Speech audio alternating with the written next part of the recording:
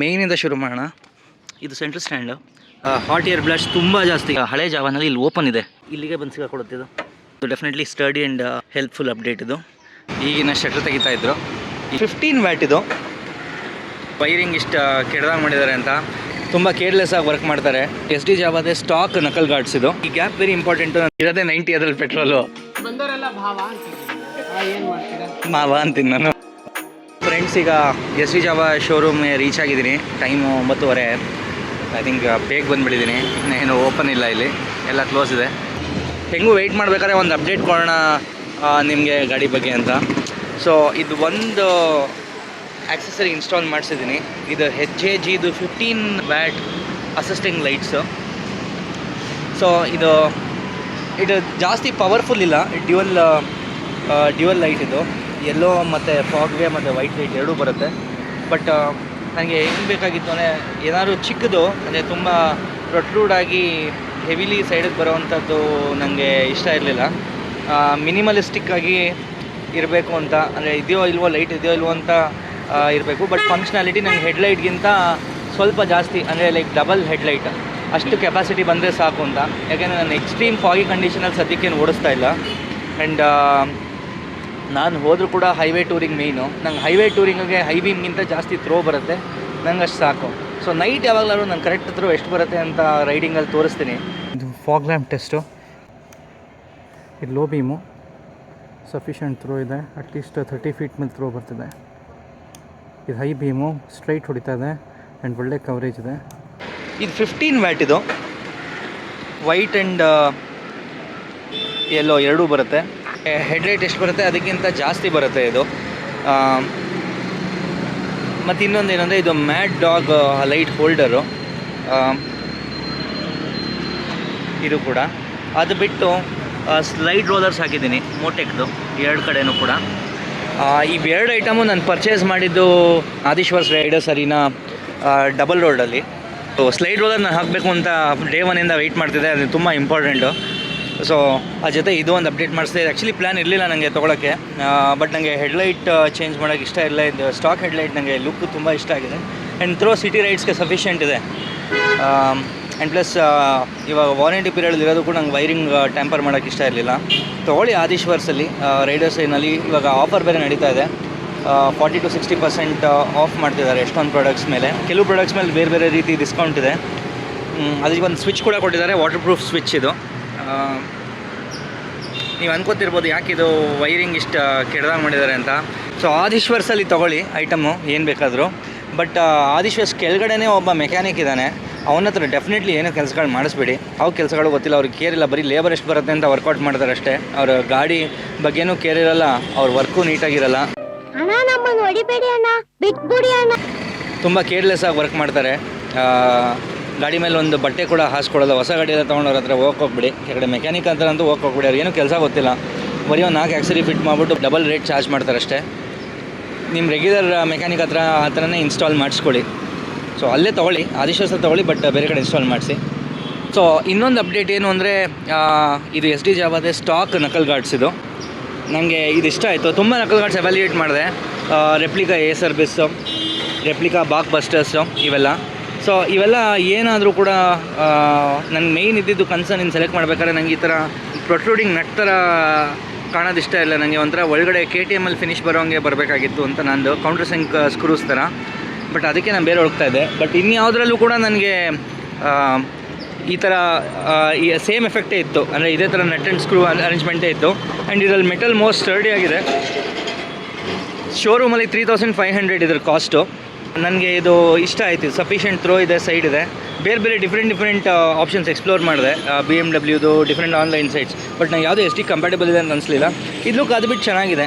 Sufficient coverage ಕೊಡುತ್ತೆ. ನಕಲ್ ಬಿಡ್ತು ನಿಮ್ಮ ಪಾಮ್ ನೋಡಿ, ಇಲ್ಲಿ ಕಾಣ್ತಿದ್ರೆ ನಿಮಗೆ ನಂದು ಪಾಮ್ ಫುಲ್ ಕವರ್ ಆಗ್ತದೆ ಇಲ್ಲಿ ಫಿಂಗರ್ಸ್ ಬಿಟ್ಟು. ಸೊ ನೀವು ಯಾವುದೇ ಕಾರ್ನಿ ಏರಿಯಾಸಲ್ಲಿ ಅಂಥದ್ದು ತುಂಬ ಕ್ಲೋಸ್ ಟ್ರಯಲ್ಸಲ್ಲೆಲ್ಲ ಓಡಿಸಿದ್ರು ನಿಮ್ಗೆ ಸಫಿಷಿಯೆಂಟ್ ಗ್ರಿಪ್ ಸಿಗುತ್ತೆ. ಆ್ಯಂಡ್ ಮಧ್ಯೆ ಸೆಂಟರಲ್ಲಿ ಮೆಟಲ್ ಇದೆ.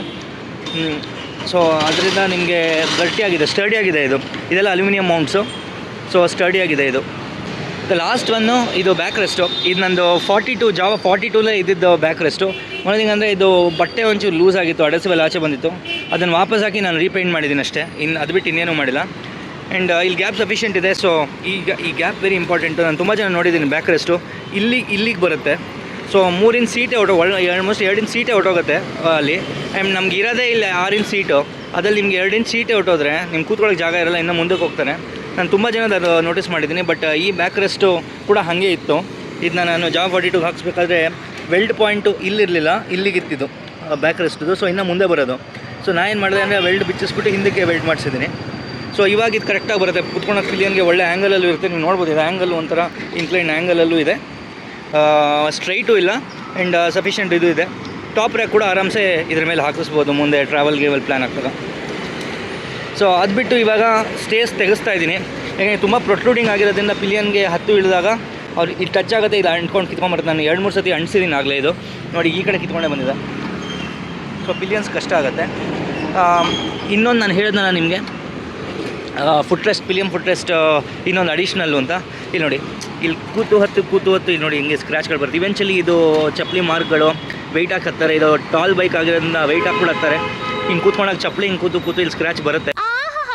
ಮುತ್ನಂತ ಮಾತನಾಡಿದ ನಿಮ್ಮ ಮುಖಕ್ಕೆ ಮಂಗಳಾರತಿ ಎತ್ತಬೇಕು. ಸೊ ರೈಟ್ ಸೈಡ್ ಫುಟ್ರೆಸ್ಟ್ ಅದು ಶಾರ್ಟ್ ಇದೆ, ಇಷ್ಟೇ ಇರೋದು. ಲೆಫ್ಟ್ ಸೈಡ್ ಫುಟ್ರೆಸ್ಟ್ ಸ್ವಲ್ಪ ಲೆಂತ್ ಬರುತ್ತೆ ಇದು. ಸೊ ಅದಕ್ಕೆ ಹಂಗಿರೋದು. ಒಂದು ಶಾರ್ಟ್ ಇರುತ್ತೆ, ಒಂದು ಲಾಂಗ್ ಇರುತ್ತೆ. ಆನ್ಲೈನ್ ಬಂದಾಗ ತರಿಸಿದಾಗ ಅದು ತಪ್ಪಿದೆ, ಸರಿ ಇಲ್ಲ ಅಂತ ಅನ್ಕೋಬೇಡಿ. ಅದು ಇರೋದೇ ಹಂಗೆ. ಎರಡು ಒಂದೇ ಲೆಂತು ಇರೋದು ನೋಡಿದ್ದೀನಿ ಆನ್ಲೈನ್ ನಾನು. ಬಟ್ ಅದು ಯಾವುದೂ ಇದಕ್ಕೆ ಫಿಟ್ ಆಗೋಲ್ಲ. ಸೊ ಒಂದು ಲಾಂಗು ಒಂದು ಶಾರ್ಟೇ ಇರಬೇಕು. ಅದು ಬಿಟ್ಟು ಇದು ಮಾಸ್ಟರ್ ಸಿಲಿಂಡರು.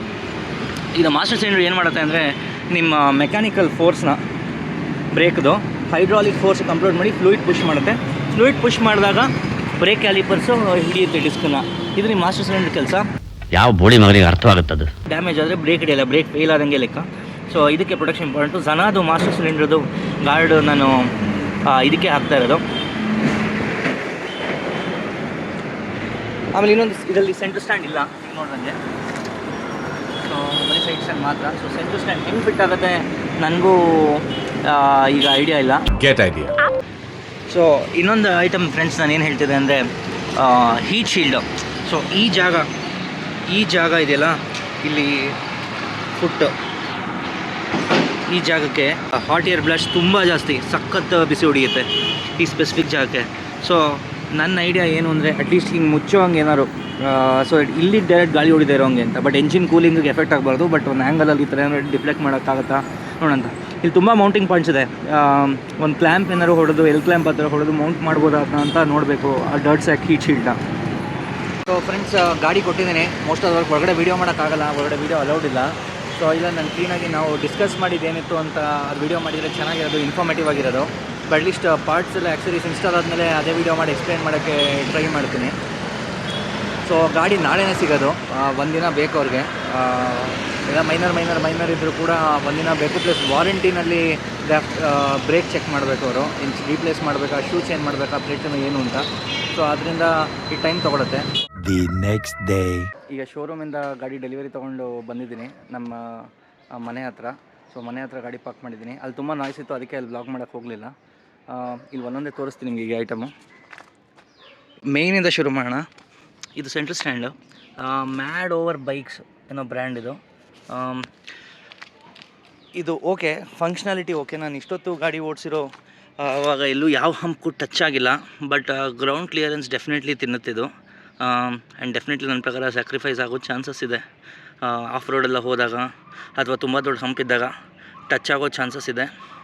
ಬಟ್ ಬೇರೆ ಯೂಟ್ಯೂಬ್ ವೀಡಿಯೋಸಲ್ಲಿ ನೋಡ್ದಂಗೆ ನನಗೆ ಚೈನಿಗೆ ಟಚ್ ಆಗೋದು ಇಂಥವೆಲ್ಲ ನನಗೇನು ಇಶ್ಯೂಸ್ ಸಿಗಲಿಲ್ಲ. ಚೈನಿಗೆ ಟಚ್ ಆಗೋದು ಇಂಥವೆಲ್ಲ ಡೆಫಿನೆಟ್ಲಿ ನನಗೇನು ಆಗಿಲ್ಲ. ಬಟ್ ಇಲ್ಲಿ ನೋಡಿ, for example side stand fold ಮಾಡಿದಾಗ ಇದು ಈ ಆ್ಯಕ್ಷನ್ ಸ್ಮೂತ್ ನೋಡಿ, ಇಲ್ಲಿಗೆ ಬಂದು ಸಿಗಾಕೊಡುತ್ತೆ ಇದು. ಸೊ ಇದು ನಾವು 2 ಲೆವೆಲ್ ಪುಷ್ ಕೊಡಲೇಬೇಕು ಅದಕ್ಕೆ. ಸೊ 2 ಲೆವೆಲ್ ಪುಷ್ ಕೊಟ್ಟಿಲ್ಲ ಅಂದರೆ ಅದು ಕಂಪ್ಲೀಟ್ ರೋಲಪ್ ಆಗೋಲ್ಲ ಮೇಲ್ಗಡೆಗೆ. ಸೊ ಯೂಸ್ ಮಾಡ್ತಾ ರಿವ್ಯೂ ಮಾಡಿ ಹೇಳ್ತೀನಿ. ನೆಕ್ಸ್ಟು ಪಿಲಿಯನ್ ಫುಟ್ ರೆಸ್ಟು ಇದು ಡೆಫಿನೆಟ್ಲಿ ಫಂಕ್ಷನಲ್ ಇದು.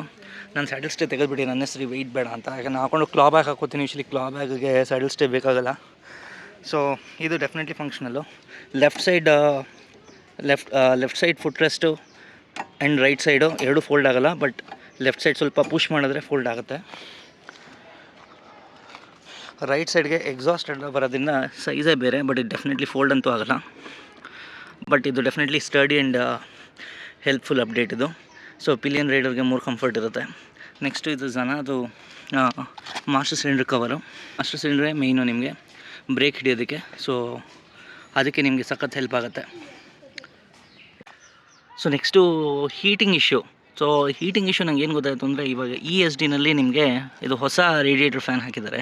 ಸೊ ಇಲ್ಲಿ ನೋಡಿ ಫ್ಯಾನು ಫುಲ್ ಕವರ್ ಆಗಿದೆ ಈ ಸೈಡಲ್ಲಿ. ಬಟ್ ಹಳೆ ಜಾವನಲ್ಲಿ ಇಲ್ಲಿ ಓಪನ್ ಇದೆ, ಈ ಸ್ಲಾಟ್ ಓಪನ್ ಇದೆ. ಸೊ ಗಾಳಿ ಸೈಡಿಗೆ ಬಂದುಬಿಟ್ಟು ರೇಡಿಯೇಟ್ ಆಗೋಗುತ್ತೆ.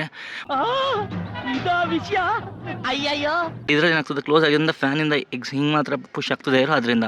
ಬಟ್ ನಾನು ತಂದಿದ್ದು ಡರ್ಟ್ ಸ್ಯಾಕ್ ಹೀಟ್ ಶೀಲ್ಡ್ ಅವ್ರು ಇನ್ಸ್ಟಾಲ್ ಮಾಡಿಲ್ಲ. ಅವ್ರು ಇನ್ಸ್ಟಾಲ್ ಮಾಡೋದು ಹೇಗೆ ಅಂತ ಅವ್ರಿಗೆ ಗೊತ್ತಾಗಿಲ್ಲ, ಅವ್ರು ಮಾಡಿಲ್ಲ. ಸೊ ಅದು ಹೆಲ್ಪ್ ಆಗೋಲ್ಲ ಅಂತ ಅವ್ರು ಹೇಳೋದೇನು ಅಂದರೆ, SD ಸ್ಕ್ರ್ಯಾಮ್ಲರ್ದು ಎಕ್ಸಾಸ್ಟ್ ಹೀಟ್ ಶೀಲ್ಡ್ ಇದೆಯಲ್ಲ ಇಲ್ಲಿ, ಹೆಡರ್ ಹೀಟ್ ಶೀಲ್ಡು, ಅದು ಸ್ವಲ್ಪ ಉದ್ದ ಬರುತ್ತೆ ಫ್ಲ್ಯಾಂಜು. ಅದು ಉದ್ದ ಬಂದಾಗ ಹಾಕಿದಾಗ ನಿಮ್ಮ ಗಾಳಿ ಏರ್ ಹೊಡೆಯಲ್ಲ, ಹಿಂಗೆ ಡೈವರ್ಟ್ ಆಗುತ್ತೆ ಅಂತ ಹೇಳ್ತಾರೆ. ಹೆಲ್ಪ್ ಆಗಿದೆ ಅಂತೆ, ನೋಡೋಣ ಅದು ಬರಲಿ, ಆಮೇಲೆ ಟ್ರೈ ಮಾಡಿ ಹೇಳ್ತೀನಿ. ಸೊ ನೆಕ್ಸ್ಟು ಕಂಪ್ಲೇಂಟ್ ಇದ್ದಿದ್ದು brake shoe noise. Brake noise ಬರ್ತಿಲ್ಲ, ಬಟ್ ಬ್ರೇಕ್ ಎಫೆಕ್ಟಿವ್ನೆಸ್ ಅಂತೂ ಹಾಗೆ ಇದೆ. ಮತ್ತು ಇನ್ನೊಂದು ನೋಡಿ, ಇದು ನನಗೆ ಸೆಂಟ್ರ್ ಸ್ಟ್ಯಾಂಡ್ ತೆಗೆದುಬಿಟ್ಟು ಸೈಡ್ ಸ್ಟ್ಯಾಂಡ್ ಮೇಲೆ ನಿಲ್ಲಿಸಿದ್ದೀನಿ. ಬಟ್ ಇದು ಸ್ಪ್ರಿಂಗು ವಾಪಸ್ ಫುಲ್ಲಿ ರಿಟ್ರಾಕ್ಟ್ ಆಗೋಲ್ಲ. ಇದು ನೀವು ಕೈಯಲ್ಲಿ ಅಥವಾ ಕಾಲಲ್ಲಿ ಪುಷ್ ಮಾಡಬೇಕು ಮೇಲ್ಗಡೆಗೆ, ಇಲ್ಲಾಂದರೆ ಅದು ಹಾಗೆ ಏರಲ್ಲೇ ಇರುತ್ತೆ. ಸೊ ಎಷ್ಟು ಫ್ರೀ ಮೂಮೆಂಟ್ ಇಲ್ಲ ಅದೊಂದು ನೋಡಿದ್ದೀನಿ. ಚೈನ್ ಅಂತೂ ಟಚ್ ಆಗೋಲ್ಲ 100%. ಸಫಿಷಿಯೆಂಟ್ ಕ್ಲಿಯರೆನ್ಸ್ ಇದೆ, ಇಲ್ಲಿ ನೋಡಿ ಕಾಣುತ್ತೆ ನಿಮಗೆ. ಸೊ ಇಲ್ಲಿ ಸಫಿಷಿಯೆಂಟ್ ಕ್ಲಿಯರೆನ್ಸ್ ಇದೆ, ಚೈನ್ ಅಂತೂ ಟಚ್ ಆಗೋಲ್ಲ. ಅದ್ರ ಬಗ್ಗೆ ಚಿಂತೆ ಬೇಡ ನಿಮಗೆ. ನೋಡಬೇಕು ಆಫ್ ರೋಡು ಅಥವಾ ದೊಡ್ಡ ಹಂಪಲ್ಲಿ ಓಡಿಸಿದಾಗ ಟಚ್ ಆಗುತ್ತಾ ಅಂತ ಟೆಸ್ಟ್ ಮಾಡೇ ನೋಡಬೇಕಿದ್ದ. ಫ್ರೆಂಡ್ಸ್, ಈ ವಿಡಿಯೋನಲ್ಲಿ ಇಷ್ಟೇ. ಮತ್ತೆ ನೆಕ್ಸ್ಟ್ ಅಪ್ಡೇಟ್ ಮಾಡಿದಾಗ PPF ಹಾಕಿಸ್ಬೇಕು, ಮತ್ತು ಫ್ರಂಟ್ ವಿಂಡ್ಶೀಲ್ಡ್ಗೆ ಒಂದು ಕೂಲಿಂಗ್ ಪೇಪರ್ ಹಾಕಿಸ್ಬೇಕು. ಸೊ ಇದು ಮಾಡಿಸ್ಬೇಕಾದ್ರೆ ನಿಮಗೆ ನೆಕ್ಸ್ಟ್ ಅಪ್ಡೇಟ್ ಕೊಡ್ತೀನಿ. ಅಲ್ಲಿ ತನಕ ಟೇಕ್ ಕೇರ್, ಬಾಯ್.